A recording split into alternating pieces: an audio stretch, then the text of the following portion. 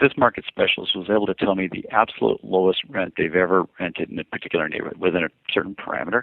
And that number was great. It was within $50 of what they were telling me. And even if I got the lowest number, that'd be a great return, terrific results. And then the other thing about having people applying and teed up and lined up to rent your properties right away, just because that marketplace is so huge and so many people, that just gives you a sense of confidence that you're going to have a very good cash flowing property without a great deal of risk that it's going to sit vacant for a month or 2 months and that sort of thing.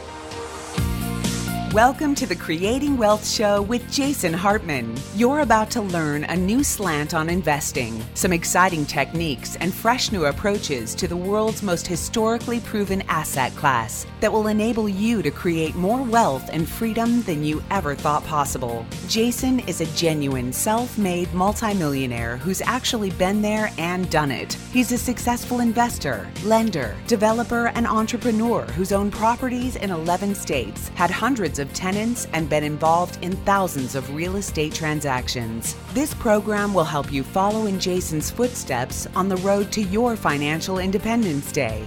You really can do it. And now, here's your host, Jason Hartman, with the complete solution for real estate investors. Welcome, listeners from around the world. Thank you so much for joining me today. This is Jason Hartman, coming to you live, I guess. Well, what does that mean anymore? I am on location, and guess where I am? I say that debt is my favorite four-letter word, and I love to use debt as a powerful tool to accelerate wealth creation and reduce risk.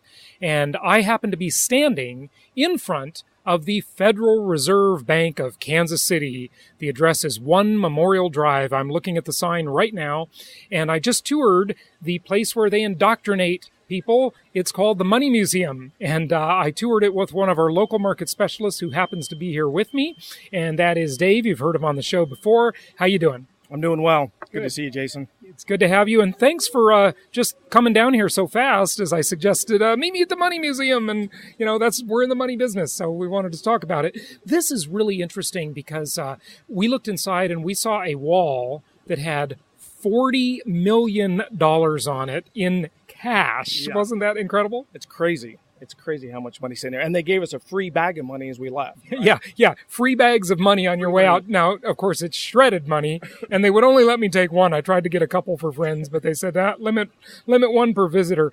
I'm going to grab a picture here that I took inside, and it had an amazing statistic on it. Let me find that. So listen to this, folks. As we're looking at the $40 million wall, did you know that on average, it takes only 24 minutes for the Bureau of Engraving and Printing to print 10 million new $100 bills in 24 minutes? So if you don't think money is going out of style, it definitely is. Really, we should say currency. It's not money, it's currency. There is a difference that I have discussed on the show many times before, meaning that money, of course, has intrinsic value. Currency is simply fiat paper. But, you can use that fiat paper. What I always say is align your interests with the most powerful forces on earth. One we are standing in front of, the Federal Reserve Bank, and the second most powerful force on earth is governments and central banks. Dave, what do you think about all this crazy money stuff and the way the Federal Reserve operates? Yeah, it's a little bit insane when you're really trying to put your head around it. And I love your podcast and other folks that train on debt and inflation. And here's my 2 cents. Like yesterday was voting day, right? So I vote. I believe in your civic duty. Now, if it was 2 cents yesterday, it's worth 1.8 cents today. Yeah, even less. So by all means do that. But at the end of the day, instead of sitting here and complaining about the way things are, right, with inflation and debt and the way currency is, why not do what you suggest and educate folks on, which is take advantage of that. Those forces are in play. Do whatever you can to fight against that. But at the end of the day, take advantage of that. And, investing in passive real estate, taking advantage of debt, taking advantage of inflation, because that's happening. The central banks, the governments are heavily invested. They're going that route. So go with the flow. If you've ever jumped in the ocean and trying to fight the tide, it's really tough. Go with the tide. And that's my 2 cents. Absolutely. It reminds me of that old quote, because you used an ocean metaphor. 'Tis the set of the sails and not the gales that determine the direction of the ship. Yep. And that's sort of like this. Just align your interest. These forces are too powerful. Complain about them all you want, but you're never going to beat them. Give in, submit, be the subject, be the pawn, and just do the thing that they are doing. My investment strategy says just mirror the same strategy as governments and central banks. And that's the thing to do. Maybe one more comment on this, then let's talk about the real estate market and what's going on in the markets you cover. Sure. Yeah, to underscore that, create your freedom and then do what you want with that, right? So take advantage of, like we talked about, the tide that's already there, the forces are in play. Create your freedom, then go do what you want with that. Create the lifestyle you want from that. Because, I think about the difference between rich and wealthy. And to me, it's time, right? Rich people think about money. Wealthy people think about time. How can I create more time for myself and buy back some time? And for me, that's what passive investing is all about. Having a lifestyle like you are. You're traveling everywhere. For me, it's time with my family at the lake, but it's about time. And that's what passive income is. And so that's ultimately create your freedom, go do what you want with it. And don't sit here and try and fight the forces that aren't going to move, Absolutely. All the money in the world, it might buy you a little more time, but it won't buy you much, And of course, we explore these ideas on my longevity and biohacking show. And I do think that is changing. And the people that will be able to take advantage of these amazing life extension opportunities that are coming our way are the people who have resources, who have money, because they'll be the first. Now, ultimately, it will democratize probably like every other technology, and everybody will be able to take advantage of that. But at first, it'll be the people with the money, because it'll be expensive for these various treatments and so forth, whether they be stem cells or whatever, Just check out the Longevity and Biohacking Show for more on that. Hey, so a lot of the high-end real estate markets around the country are really showing some signs of sickness, aren't they?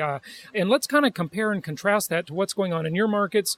And first, tell people ask me this once in a while, and the first time I ever heard the phrase, I will admit, I had to look it up in Wikipedia. What is the Quad Cities? Yeah, so Quad Cities is a cluster of 4 or 5 cities, quad meaning 4. So really it's 4 cities, Davenport, Iowa, and Moline, Illinois being the 2 major ones. There's Bettendorf, Iowa, there's East Moline. But it's geographically halfway between Des Moines, Iowa, and Chicago. So draw a straight line in between, right on the Mississippi. The area is called Quad Cities, but there's really not a city called Quad Cities, it's just that region. So Davenport, Iowa, Moline, Illinois is one market that I've been in, for years and years and years. And then we're in Kansas City, which is where I live. And that's the other market that I do turnkey out of. Okay, so tell us, turnkey properties in these markets, and you've been working with us for many years as a local market specialist. So what's going on in those markets? Give us a pulse on them. I'm sure you're probably going to say, inventory is tight, the market is booming, and that is definitely true in the linear markets. Sure. But as you read the major media, there are articles now about the market slowing. That's the cyclical, expensive markets with bad LTI or land to improvement ratios. Mm-hmm. In other words, high land values, low improvement values in comparison, improvement meaning the house or the apartment building that sits on the land. We want to invest in the linear markets with good LTI, land to improvement ratios. So give us a pulse on your market and talk to us about some of your properties that you actually have available right now. And by the way, folks, make sure you subscribe to my new really unique podcast called The Property Cast, where you can get properties, PDF files in your podcast feed. That's amazing. Everybody thought that was impossible, but I knew it was possible, so I pioneered the thing, and we've got it there for you. Just go to iTunes or whatever podcast platform you use and type in Jason Hartman's Property Cast and subscribe to it, and please rate and review it, and you'll get performas of properties right in there, including the ones we're going to talk about today. Yeah, so I'll do a little comparison, kind of compare and contrast, and then talk about, some similar. Well, let's start with the similarities, right? To Jason's point, a lot of Midwest markets. I mean, we're in Kansas City. We're right in the middle of the country, right? You can't get more Midwest than this. They are these linear markets. So, what I would call steady Eddie. You're never going to see wild fluctuations, right? So from a cash flow standpoint, they're great. So both markets fit that bill. Certainly things have become more competitive in Kansas City. It's a larger market. Some hedge funds are in town, and the market's heated up considerably, but we're still able to get solid returns. And we stay in, nicer parts of town. So in Kansas City, $150,000 turnkey, you're still, from a leverage standpoint, going to be on a cash-on-cash return of double-digit. And Quad Cities is, the price points there are a little bit less. And the reason I work out of the Quad Cities is because we're able to deal with a lower price point and stay out of what I would call the urban core. So, for example, in Kansas City, which is my home, I love it. we don't source out of what I would call the urban core, because you can find an $80,000 house, $70,000 house in Kansas City. They're just in neighborhoods and properties that I wouldn't be comfortable sourcing. So in the Quad Cities, we don't have that type of an urban core. Extremely low crime, so we can get a lower price point house, and it's also very high home ownership versus a rental market. So for example, it's about 70% homeowners versus 30% renters. So you get a very different type of tenant there. And so you can get a $90,000, $100,000 property that's going to get you a cash on cash finance return of 12, 13, 15%, even in today's competitive market. And we're able to get plenty of inventory in the Quad Cities because it's such a smaller market. It's kind of a little hidden gem. Whereas Kansas City, I mean, it's a bigger market, a lot of folks in town. So it's, more competitive, I would say, than Quad Cities. Yeah. Okay, so in the Quad Cities, you're going to get better rent-to-value ratios then, right? And you're going to get a better quality neighborhood, a better quality tenant, because to get those RV ratios, the better ones, you don't have to go into the urban core and sacrifice, you don't have to go down to like a C quality property. You can get a B, or can you get A's for that price in Quad City? You cannot. Okay. So yeah, you're going to deal with an older built home. Our average rehab in the Quad Cities is $40,000. So a team that's been doing thousands of, deals, over 12 years, rehab for them that's costing them $40,000, $50,000 is a complete gut job, right? I mean, all CapEx, all mechanicals are being done. It would cost the average person $60,000. So hang on, I don't want you to gloss over too much. So CapEx is capital improvements that are not like maintenance and repair type improvement. We talked about that before. Yeah. But also mechanicals. Explain what mechanicals mean. Maybe a few people don't know what that means. Yeah, so the high maintenance item, that's a great point. Roofs, plumbing, HVAC. The expensive stuff. Yeah, the things. The systems. So when you're putting all new mechanicals in and you have deferred maintenance, like you put a brand new roof on, you're not going to have to replace that roof for 15, 20 years. So the expensive items are deferred for 10 years plus. So we're able to do a complete rehab on that type of property and sell it, for $90,000. To have an A, what I would call an A rental property in the Quad Cities, your numbers are going to go down. You can buy a rental up there for $150,000, $200,000, but your cash on cash return is going to be 6-7%. So it's not. What we found is clients would rather have, as long as they have a complete new rehab, they would rather have the cash flow and the cash on cash return. And you're still going to get a steady over time. If you look historically, the Quad Cities, because of the economy, because you've got the Rock Island Arsenal, it's never going anywhere. You got John Deere headquarters. You've got this market that's just marching on. You're still going to get, a small appreciation over time, but it's really a cash flow play in the Quad Cities. Yeah, sure. Yeah. And cash flow is the way to go. Appreciation, very unreliable. I have yet to meet anybody who can reliably predict market cycles. There are certainly clues, but at the end of the day, a large degree of it is a guess. I think. Yeah, exactly. Even the folks here at the Federal Reserve, when we are standing in front of the Kansas City Federal Reserve Bank, boy, this is a nice building. You can tell there's a lot of money in here. I used the restroom here. It was a gorgeous restroom. A lot nicer than any private establishment, I'll tell you that much. But hey, this is a private establishment, right? It's a private corporation. It's about as Federal Express. So that's what they say. You know what I've noticed over the years, the past few years especially, and I don't know if it's because the properties being sourced are of lesser quality. In other words, maybe people like you, our local market specialists, have to dig deeper to find a deal because the market has been so hot. Or, well, here's what I was going to say. I'll start with what I'm going to say, and then we'll unpack it a little bit. I've noticed that when I make hard money loans now, and I'm a hard money lender, and I loan to a lot of our local market specialists. I don't think I've loaned to you yet. No, you haven't. All right. Well, if you need any money, let me know, and I'll loan it to you. And so I do these short-term loans that are like 6-month loans to our local market specialist all the time. It's a regular occurrence. And I started hard money lending maybe 8 years ago, to do it in any real way. I've noticed that when I'm looking at the deal, the rehabs have gotten way more expensive. I mean, I used to finance deals where rehabs would be $7,000, $12,000, $15,000. And now when I'm looking at the sort of the stack of that deal, the way the capital stack has to be, it's, they'll buy the house for, I don't know, 70 grand, and it's a $40,000 rehab. And I'm like, why are these rehabs so expensive? Have the construction costs risen that much? I know the materials and the labor are much more expensive than they were just a few years ago. So for those of you who say there's no inflation, you're out of your mind. But also, it's probably a combination. You got to dig deeper for a deal too, I'm guessing. Yeah, it is a combination. So I'll, again, compare and contrast. In other words, you got to buy the uglier house than you used to have to buy, right? Yeah, something that's like, for example, Quad Cities, that is what we buy. We're buying something that, is an REO. It's it needs a lot of work, and we're putting $40,000 in because it's an older built home as well. In Kansas City, our average rehab is $25,000. So it's a 1980s build. It's in a nicer part of town, so the rehabs don't take as much. A lot of the mechanicals are newer in those. So I can only speak to really those two markets, but that's a part of it. If you're dealing with what I would categorize as an A type of property, the rehabs take less versus a complete gut job on a C type of a property.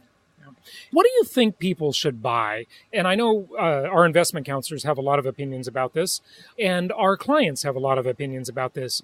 Some of our clients are the sort of bargain hunter type, and they really want a deal. They want to buy the C properties, and just because they look cheap. And some people just want to buy A properties, nicer neighborhoods. What do you think is sort of the sweet spot? You can make money in anything, of course. You can make money buying F properties, if you want to take a gun to collect the rent. Yeah.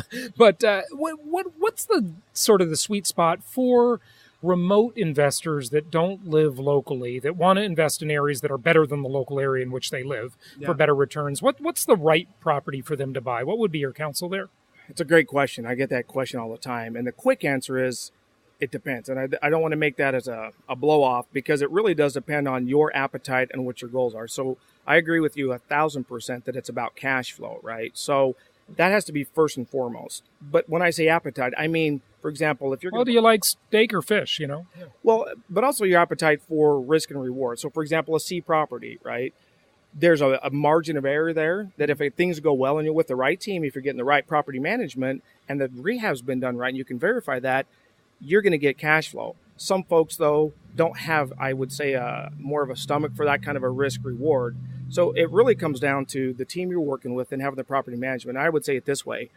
I mean, the property management is so important that I personally would rather buy a C property, even if it's in a borderline shady part of town, if it was rehabbed with the right team and the property management in place, versus a nice A property done with the wrong team.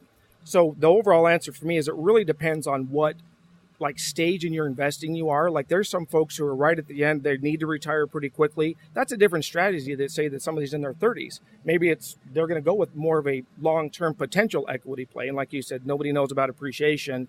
So I would say it really depends on your appetite, what your goals are. And I would always do a blend. I love what you say about don't go into more than 5 markets, but diversify yourself in at least 3. And I would say even within a market, look at that. Look at some A and B. So for me, my personal portfolio, that's what I do. I'm in A and B areas that I'm going to get a nice cash on cash return.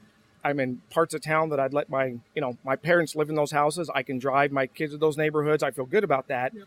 But, when you look at the complete return you're getting on that investment, my internal rate of return, depending on the situation, I mean, you can't compare it to anything else that's out there. Gold, the stock market, when you're talking about, 15 to 35% true return when you're looking overall return on investment. And of course, these are projections. They don't work out that way all the time. Sometimes they work out a lot better. So, real estate, because it's an income property, I should say, it's a multi-dimensional asset class, and you get that return from several areas. So it's pretty phenomenal in that way. Yeah. So that's what I would say. I would do a blend, and that's what I do, and that's what I recommend to folks.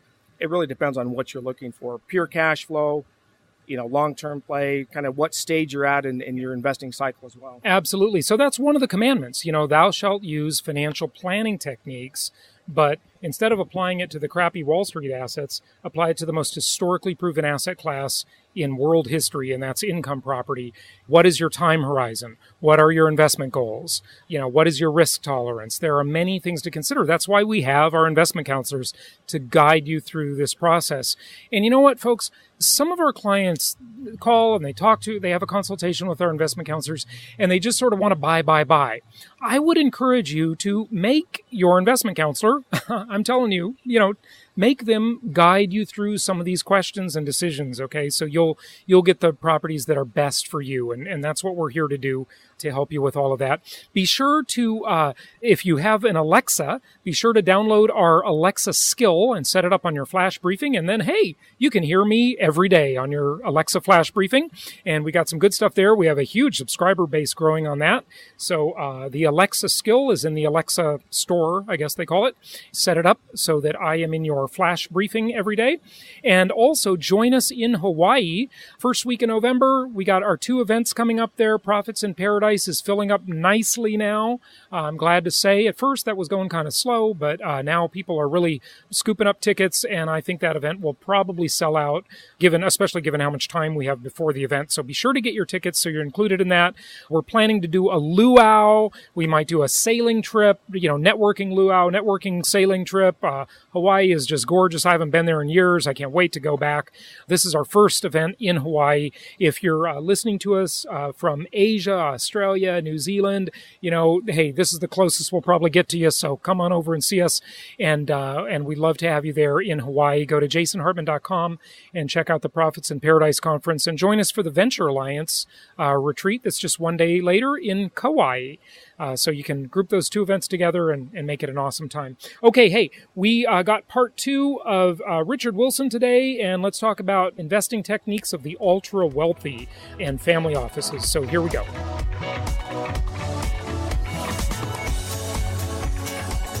Before you leave the family office thing, do you have to have a certain amount of net worth to have a family office? Yes. I mean, typically to become a client of a multifamily office, some will take you in at 7. I mean, you start at 10 million net worth or liquid investments.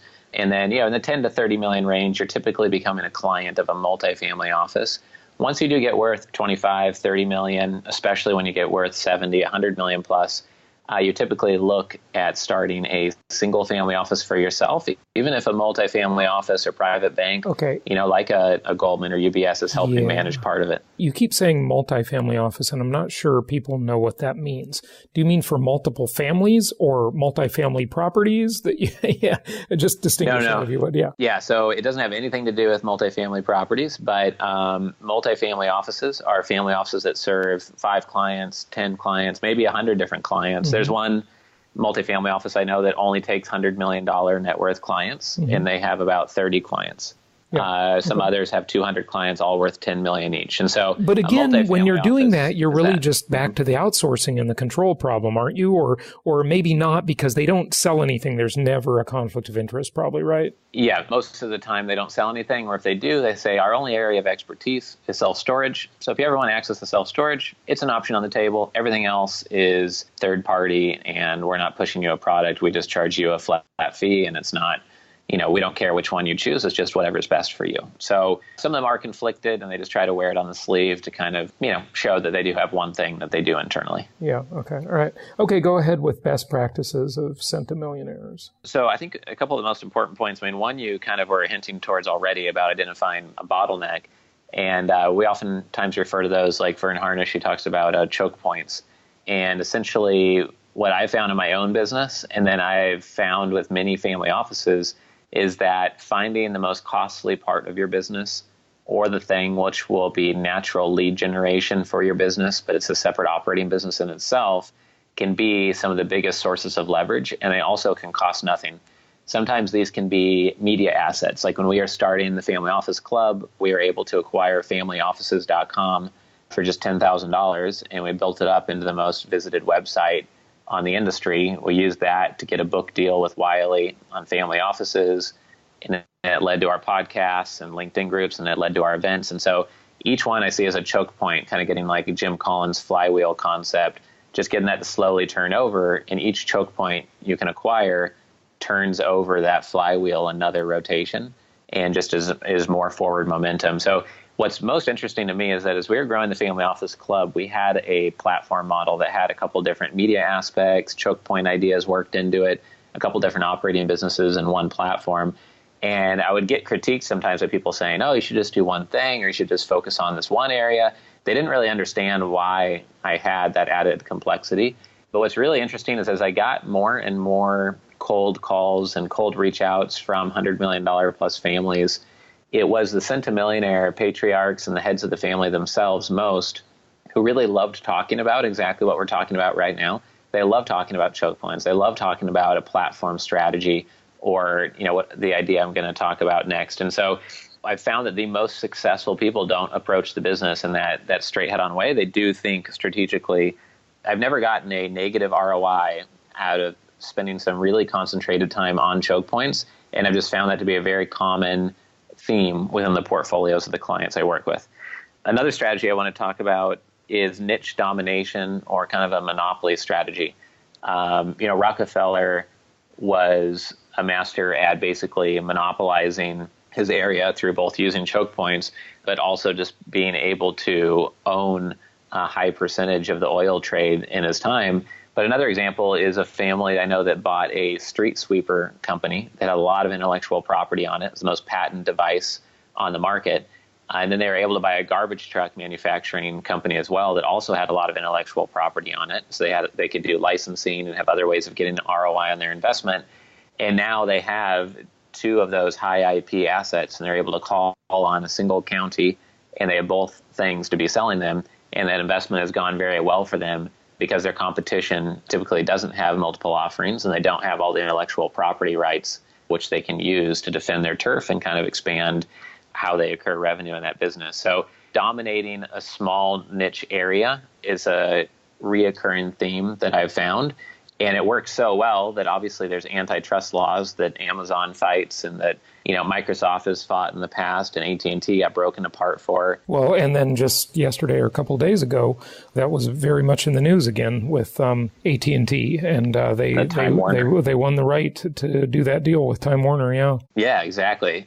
The reason why it's illegal on a mass level is because it works too well. Yeah, like right. It breaks the game of capitalism because you destroy your competition. Monopolies are great. So, but in a small local market, in a small niche market, I'm not a lawyer, so no one should take any action based off any podcast they listen to without talking to a lawyer. But like in certain small markets or in a small real estate geography, like a 4-block area that's near a downtown area that you think inevitably will be worth more in the future, or a new niche area in stem cells that, there's opportunities to monopolize a little niche and just nail that and be all over it. And I see families doing that and having done that. And if they do it in a rising tide, like Warren Buffett says, sometimes the tide matters more than the swimmer. Yeah. If you identify that right tide and apply choke points and a niche domination strategy, I find these things in combination just lead to a real superior force in the marketplace. Mm-hmm. Okay, all right. That's probably a good segue into maybe another best practice of the centimillionaires. Another one that I have found is that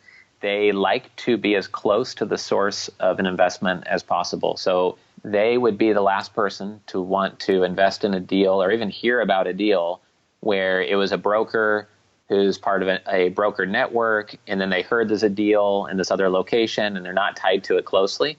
The centimillionaires that I've worked with most often are trying to get direct to the source of the deal, because as the least layers of fees, they can manage the deal directly, add their strategic expertise. And so getting direct to the deal is a best practice, but then also directly to that, defining exactly what their strike zone is for a deal and getting as much of that specific type of deal flow as possible is really key to the most informed and most successful centimillionaire investors I know. So to contrast it, some people will come into wealth, like the family that walked into our office 4 days ago. They're selling a business for $110 million. They have the contract in place. They're just waiting for it to close next month. And they said, well, we'd invest in just about anything. And it's kind of like graduating from college with a business degree and saying, like, I'd work in any area of business. Yeah. I'm open to it all. It's like, well, you might be today, but I can tell you for sure, 7 years from now, after 4 jobs or after 14 investments, there'll be areas that you do not want to ever invest in again, or after a few meetings. You narrow it down. I try to help families go through that maturity without the pain of spreading their money out in a bunch of random things, because another way to say it is each investment you make is going to bear strategic fruits. And if you don't have a strike zone defined that's based on your DNA, what you're passionate about, what you can make a lot of money at, and if it's not highly intentional of who you're taking meetings with and what types of deals you'll consider, you're not going to be having the synergies come out on the other side. Right. Yeah, absolutely. I totally agree. I get these calls from these hokey people all the time that are like, well, I'm like the 17th person removed from a deal that I want to tell you about. I got this hot deal, and that just doesn't have a lot of credibility to me. And you shouldn't waste your time chasing those kind of deals. Everybody's got some deal like that, but it doesn't mean it's any good. Right. Or that it's real. Yeah. Or that it's real at all. That especially happened in the REO market, real estate owned by banks years ago during the Great Recessions. You'd get these people that really have no connection to the deal at all. They're just someone that knows someone that knows someone that knows someone. It's like 26 steps down the line, and they're trying to, market this tape of properties to you. It's just absurd. I mean, these guys are just the hokiest thing ever, Yeah. It's comically absurd. Yeah. I've gotten so many of those emails in the past, and having a really well-defined strike zone is just good for everybody, because then people know what type of deal flow to send you. You can say, well, our strike zone's right on our website, so of course I'm going to say no to that pitch. And you can tell yourself that internally, tell your team, or tell the person in person at the event that you're at, or the email you get. You can just point them to that strike zone checklist. Right. And many people start out saying, oh yeah, consumer product businesses, that's our focus. Yeah. But there's 20 niches in there. And do you mean U.S. or non-U.S., control, non-control, debt, equity? If you don't have a dozen things on your checklist, then you're wasting a lot of energy, or you just have to realize we're on a learning curve here. And, for the next 18 months, we're learning, and we shouldn't say yes, or we should be very careful. Yeah, right. Okay. All right. What else? I think the one that ties together a lot of these ideas, and the number one thing that I start with any client that we help form a single family office for, is that they need to have a dashboard and really a compass of where they want to go documented. So essentially, if you don't know your family's values, missions, objectives, the reality you want to create in terms of level of chaos and control and transparency, then you don't know what your direct investment strike zone should be. You don't know what your portfolio should be. You don't know if you should hire your sister or hire Goldman Sachs or hire a multifamily office or start your own. So the most important thing is to be highly intentional about exactly what you're trying to do and why. After you have that one page, and we try to fit it strictly onto a single page, then we help create the rest of a dashboard that really documents what real estate assets they have, what assets they're looking for, and what's the deal flow they're looking at. They might be considering 12 deals at a time, and if they don't have it on a dashboard, they might forget about a deal that they had looked at a teaser at, where they're in a data room for 2 other deals, and they might have had lunch on a few other deals, and it's hard to talk about it as a cohesive team if you're not just a one-man band, type family office. You need to be communicating what deals are on the radar and why, and how those fit into the mission and values and objectives. Yeah. And so a lot of families just have that up in their head, or they might have a spreadsheet for deals they've invested in, or some $200,000 a year fancy software reporting solution that somebody sold them. But a lot of families do not have just a 4 to 7 page basic dashboard. It's basically a map of where they want to go. And then the other pieces of it are kind of plotting the course in the different parts of their portfolio, including a page managing service providers and what needs to iterate next in the family office to move things forward. And so the most successful centimillionaires I know, they have to be on top of all of that. I wouldn't say a lot of them have that documented, but it's like basically it doesn't cost anything. It's not rocket science. It's just a mindset of reducing chaos and, having the basics and fundamentals. Yeah, makes sense. Down. Makes sense. Absolutely. Okay, good. Well, just wrap it up for us. Maybe if you want to share one more principle, I know we got to get wrapping up here, or just any other thoughts to kind of put this in a box for us. Sure. I think the last principle I'd like to leave with is that after 11 years of running the Family Office Club, I think that the most important thing I've found from working with clients and running our own team is integrity, and not just moral integrity, which is alignment of your values with just kind of good morals, but really integrity in terms of everything in your business, in your portfolio, on your team, how you talk, how you interact with others, your branding, the clothes you wear, where you live, products you offer, all of those things being all integrated, I think is the most important thing to be focusing on, whether you are worth $1 million or $30 million or $1 billion.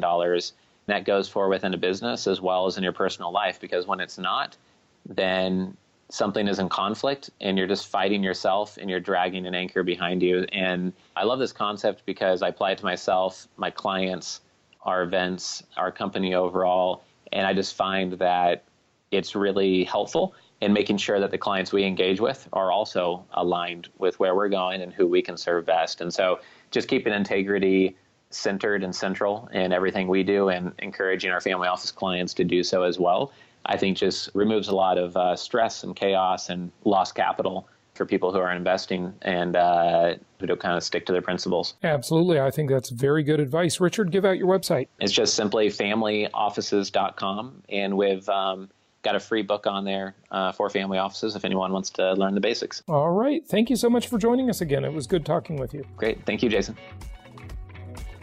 Thank you so much for listening. Please be sure to subscribe so that you don't miss any episodes. Be sure to check out the show's specific website and our general website, hartmanmedia.com, for appropriate disclaimers and terms of service. Remember that guest opinions are their own, and if you require specific legal or tax advice or advice in any other specialized area, please consult an appropriate professional. And we also very much appreciate you reviewing the show. Please go to iTunes or Stitcher Radio or whatever platform you're using and write a review for the show. We would very much appreciate that. And be sure to make it official and subscribe so you do not miss any episodes. We look forward to seeing you on the next episode.